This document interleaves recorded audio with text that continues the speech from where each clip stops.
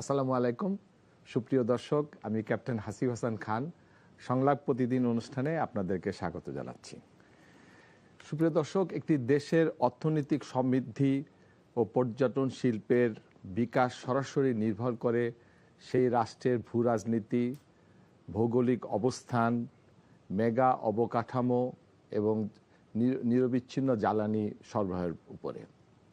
এইসব বিষয় নিয়ে আমরা আজকে আলোচনা করব। আমাদের সাথে রয়েছেন দুইজন আলোচক। আমার সাথে রয়েছেন গণপ্রজাতন্ত্রী বাংলাদেশ সরকারের পর্যটন কর্পোরেশনের সচিব, অতিরিক্ত সচিব পদমর্যাদায় পরিচালক জনাব গনিউল আজম। আপনাকে এনটিভিতে স্বাগত।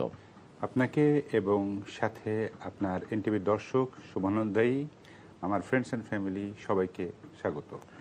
আমাদের সাথে আরও আছেন বিশিষ্ট ভূ রাজনীতি বিশ্লেষক major Zaman. Thank you sir. আপনাকেও এনটিভিতে স্বাগত। Thank you.